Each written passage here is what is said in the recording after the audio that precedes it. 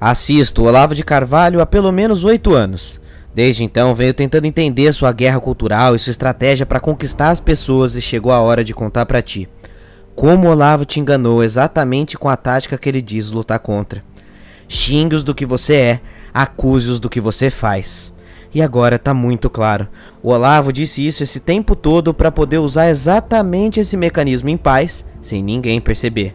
Calma, não fecha o vídeo e ainda não dá hate. Deixa eu refutar e provar meu ponto em 2 vídeos e aí você comenta, pode ser? Ou então, se for dar dislike, eu só peço uma coisa: seja honesto e vá até o final do vídeo, ok? É o mínimo que você precisa fazer para não ser um idiota, concorda? Então, primeiro o falso decálogo de Lenin.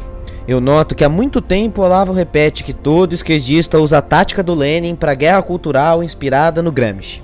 Eu achei isso meio estranho e quando eu fui pesquisar, eu descobri que nos Estados Unidos essa frase é atribuída a Lenin em mais de 10 mil sites. No entanto, se a gente for um pouco mais a fundo, a gente encontra um livro chamado Eles Nunca Disseram, publicado pela Universidade de Oxford, que fala a respeito de citações falsas, errôneas e enganosas. E lá está a citação de Lenin, que é falsa, e foi dita a primeira vez pelo evangelista Billy James nos anos 60.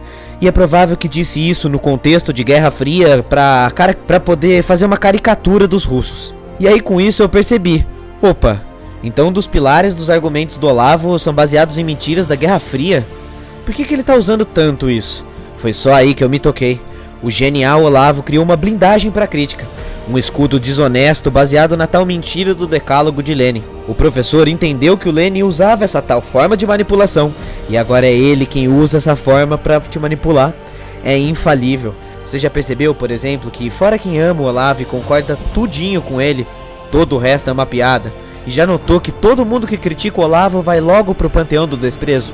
Porque para conseguir te manter no universo dele, todo mundo que não concorda vira inimigo automático e nem merece ser ouvido. Veja, por exemplo, o que aconteceu há pouco na briga do canal 2 Dedos de Teologia, que era a favor ou é a favor do Olavo. Assim que ele discordou, mesmo sendo educado e digno, virou inimigo, tomou desprezo, ódio e violência. E é sempre assim. Você já deve ter notado que em muitos casos o Olavo nem argumenta, apenas xinga. Ele usa essa linguagem agressiva para te passar a impressão de que tudo que ele fala é sábio e que quem não concordar com ele é muito burro. Isso é uma tática de manipulação, porra! Viu como funciona? Você se sente mal em não concordar com um argumento cheio de palavrões e acaba aceitando o professor. Essa é uma linha de pensamento paranoica invencível, porque prega que quem não crê nela é um mau caráter ou alienado. E tem alguma coisa errada aí. Concorda que tem algo errado aí? Que quando você não pode discordar de alguém, provavelmente você é o manipulado? E aí, quando eu entendi esse ponto, tudo ficou claro. Tudo que o Olavo ataca como tática esquerdista ruim é exatamente o que ele usa. E aí o resto fica mais fácil de compreender. Quando ele diz que o marxismo cultural impede você de ler o outro lado e por isso te aliena, mas demoniza ao mesmo tempo tudo que é de esquerda, ele tá exatamente te alienando, só que pela via da direita. Sabe o gramscismo cultural que ele tanto fala? O Olavo tá há uma década ou até 2 criando o olavismo cultural, seguindo exatamente a fórmula que ele diz que Gramsci usa. Entrar na cultura para criar o caos social enquanto diz que você é a revolução. Não é à toa que o Olavo fala de tudo, de feto abortado, de cigarro não fazer mal, de geocentrismo, de combustível fóssil não existir. O Olavo tá numa guerra cultural contra tudo e todos. Ele já falou até mal de Newton e Einstein. E isso é para balançar a estrutura e criar o medo social. E tá previsto nas cartilhas de Lenin e Gramsci, segundo Olavo de Carvalho. Veja, o Olavo tá entrando na cultura por muitos meios. Ele tem canais, políticos, pastores, todos atrás dele e ouvindo o que ele tem a dizer. E isso tá previsto também no decálogo de Lenin. Diz que para manipular deve-se controlar os meios de publicidade e assim dividir a população em grupos antagônicos, destruindo a fé das pessoas nos seus líderes naturais, ridicularizando eles com desprezo. Veja, vai dizer que o Olavo não faz isso? Olavo fez toda a sua fama mentindo enquanto dizia que a esquerda mentia, mentindo sobre ciência enquanto dizia que a ciência fazia isso, espalhando teorias da conspiração enquanto dizia que a esquerda fazia isso.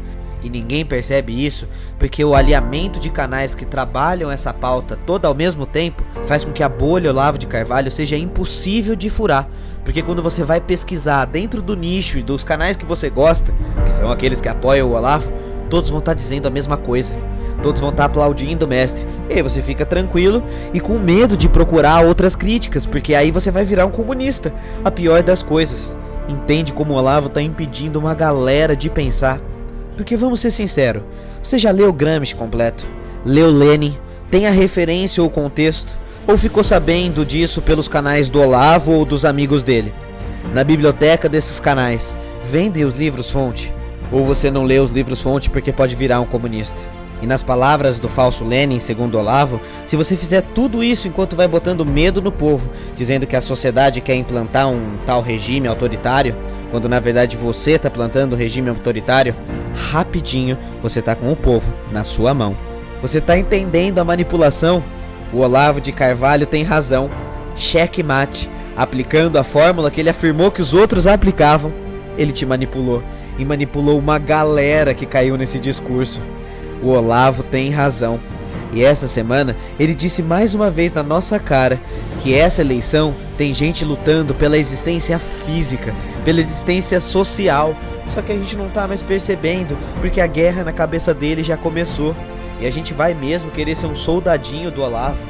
E se você duvida, veja os vídeos desses trechos do Olavo falando do Lenin, falando do Marx, falando do Gramsci, e me diz aí você mesmo, se não é ele quem está usando essas táticas. Por favor, isso é só o começo do que eu tenho a dizer. Na sexta-feira a gente vai analisar a forma de manipulação do Olavo, a paradoxal rebeldia conservadora que o Olavo criou para seduzir os mais jovens e como ele está usando a estratégia das tesouras nas eleições, enquanto afirma que o Lenin faz isso.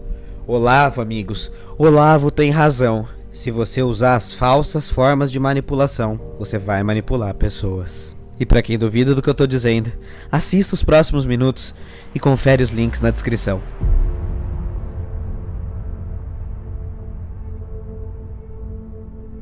O conjunto da revolução cultural é uma técnica de engodo. É um engano. Quer dizer, você vai fazer uma coisa sem parecer que está fazendo outra. A ideia básica é de uma destruição civilizacional.